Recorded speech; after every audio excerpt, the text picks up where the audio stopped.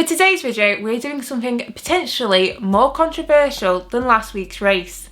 We are ranking the F1 drivers based on their 2021 season. You might have noticed behind me, I have a tier list all ready and set to go, where I'll be ranking the drivers from gold star to I'm sorry, and trust me, no one wants to be in that category. Also, just to make the ranking a bit fairer, rather than me just sprouting my opinion, over the year, I recorded every driver's race result and qualifying record. So I'll do a more close up, but yeah, every single driver is on there.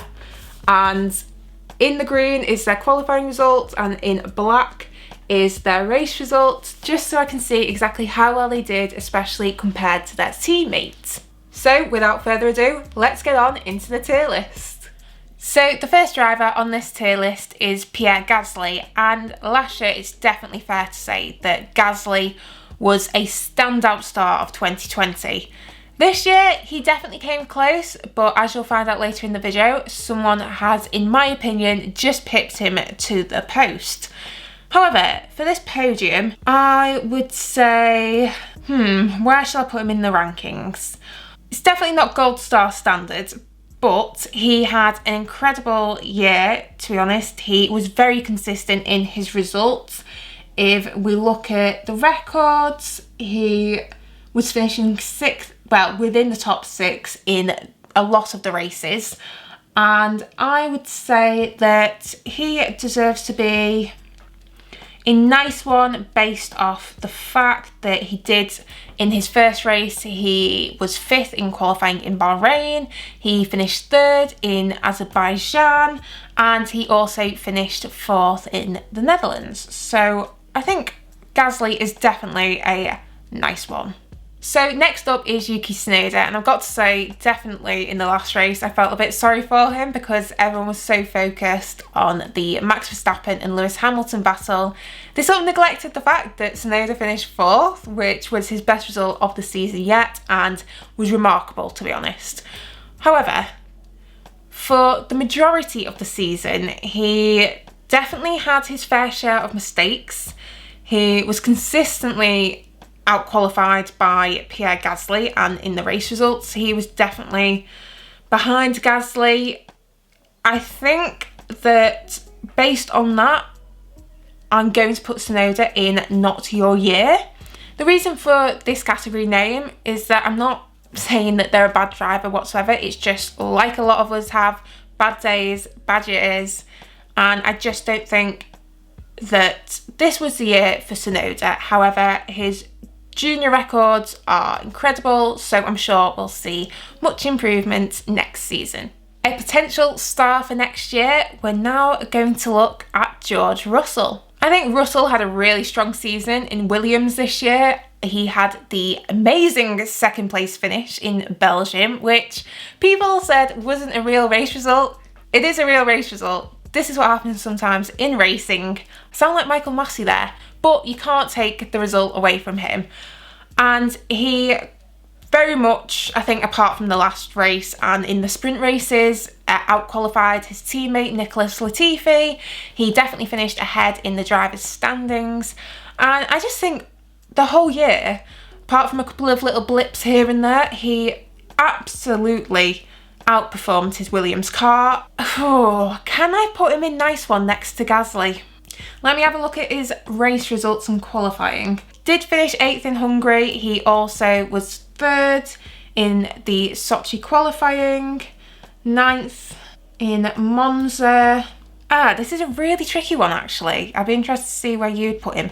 I'm going to put him in You've Made the Podium.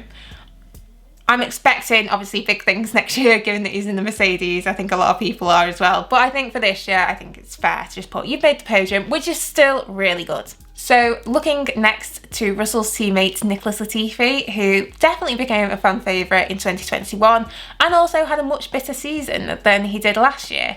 So my initial reaction is to put Latifi in bang average because he definitely wasn't at Russell's level, so should not be in the same category as him. However, he did have some good race results, including a 7th place finish in Hungary, actually beating his teammates.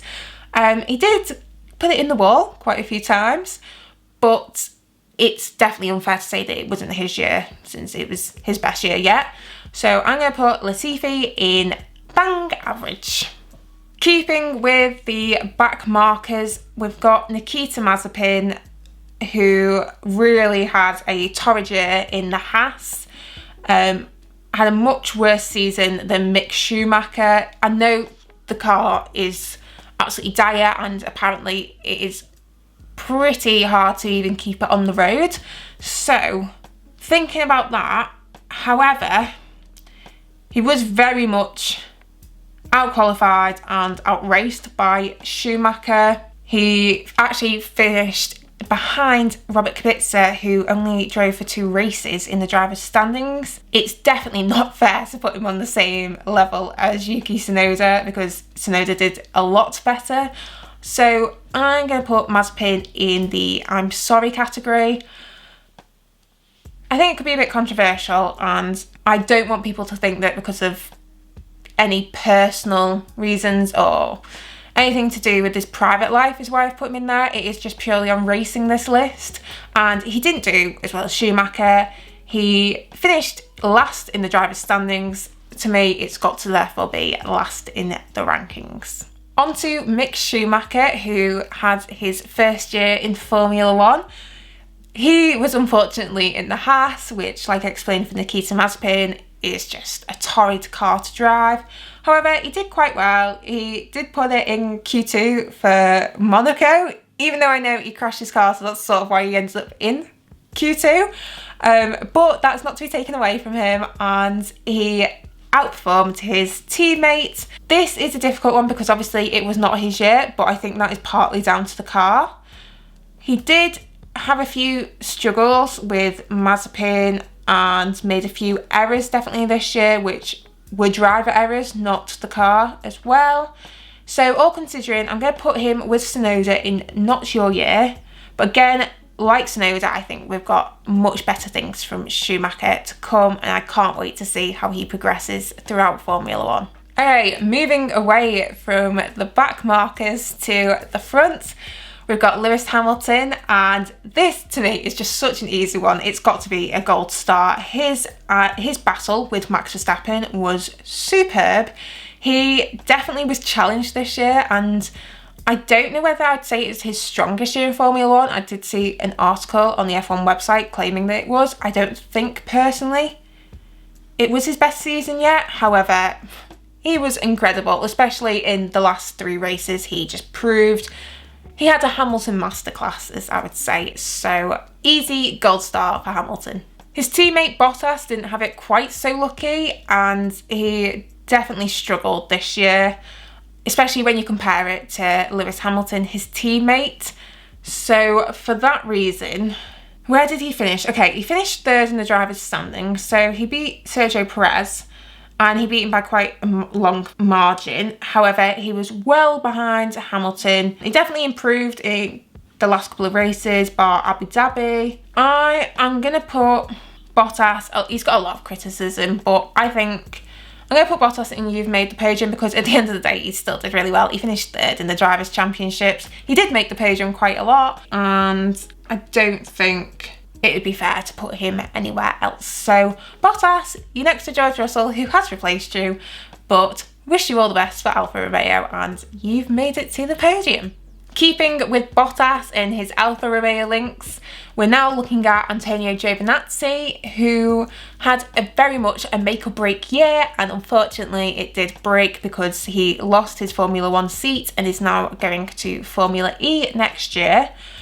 He had a bit of an up and down year. There were some very good race performances. Qualifying just didn't seem to gel with him, and ultimately he did finish behind his teammate Kimi Räikkönen in the drivers' standings.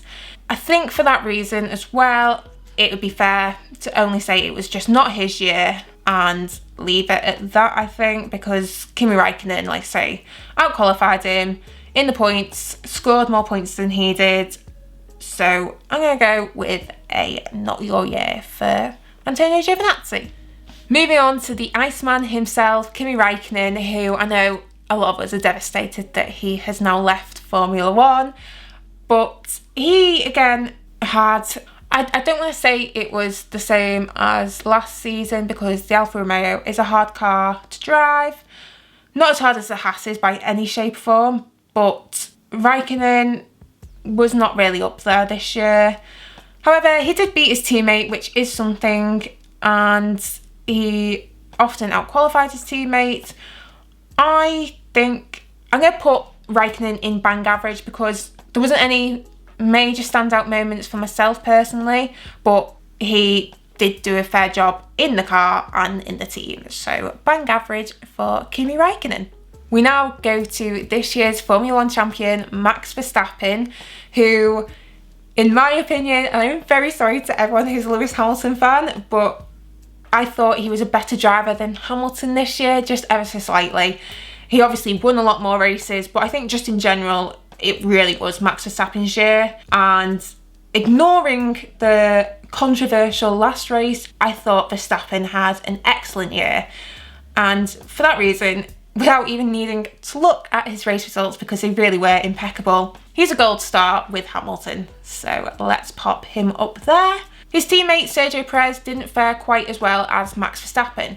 However, this was Perez's first year in the Red Bull car, which, as we all know, can be very difficult, especially if you're the second driver. And definitely towards the end of the season, Perez was brilliant. He really played the team game, and his defensive skills against Hamilton and against Bottas were remarkable. However, as the driver himself, he had the first place in Azerbaijan and he was on the podium numerous times. However, in qualifying, he really struggled. I know his racing is superb and it always has been. Like, if you look back at past races when he was in previous teams, his racing has always been a strong point.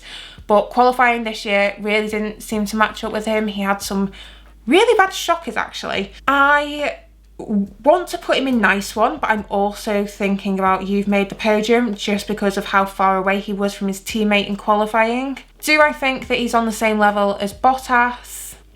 No. Bottas, I don't think he is. I think Bottas didn't do as good as a job as Sergio Perez this year. I know Bottas finished ahead of him in the driver's standings, but I'm going to put Perez as nice one because I honestly don't think that without his help it would have been as easy for Max Verstappen to win the championship. So Perez gets a nice one. Okay, so if you remembered from the beginning when I said that I felt Pierre Gasly just missed out on being the standout star this season, it's because the title for me went to this driver, which is Lando Norris. So Norris had a brilliant start before the summer break. He finished third in Imola, third in Monaco. He was second in qualifying in Austria. He was third in the Austrian Grand Prix.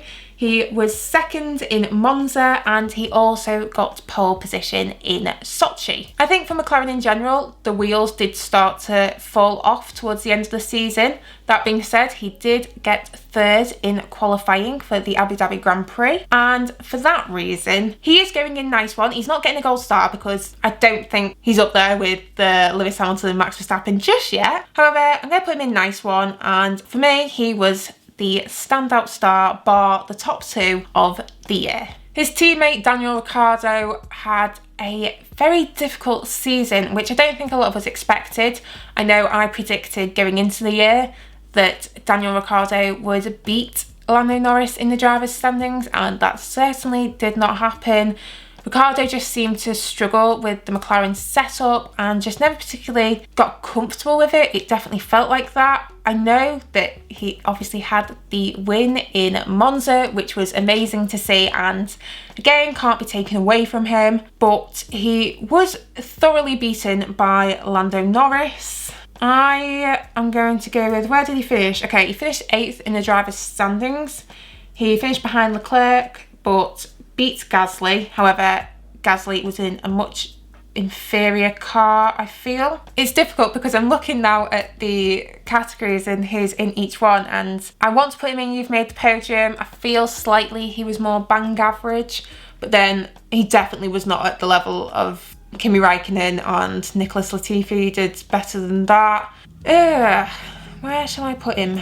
I'm going to put Ricciardo in you've made the podium because that race win at Monza, was brilliant, and I don't think it'd be fair to put someone below that category when they've had a race win for this year. So Daniel Ricciardo, you've made the podium. Coming up to the final few drivers, we're now looking at Charles Leclerc, who had a very difficult year, to be honest. With Ferrari, he suffered a lot of bad luck, and in the driver's standings, he was beaten by his teammate Carlos Sainz. But he did put it on pole for Monaco, and he also put it on pole for Azerbaijan.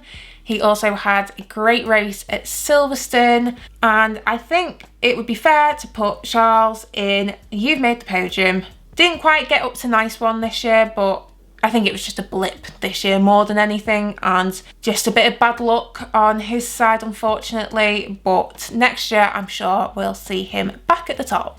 Moving on to Charles Leclerc's teammate, Carlos Sainz, who had a brilliant year with Ferrari. I felt that after the first couple of races, he just seemed to gel very well with the team and very well with the car. And he really did put in a brilliant performance in 2021. Some of his highlights include a second place in Monaco, third in Hungary, and third in Abu Dhabi. He also finished ahead of his teammate Leclerc in the driver's standings, and for me, he was going to be one of the contenders for this year's standout star, which Norris just pipped.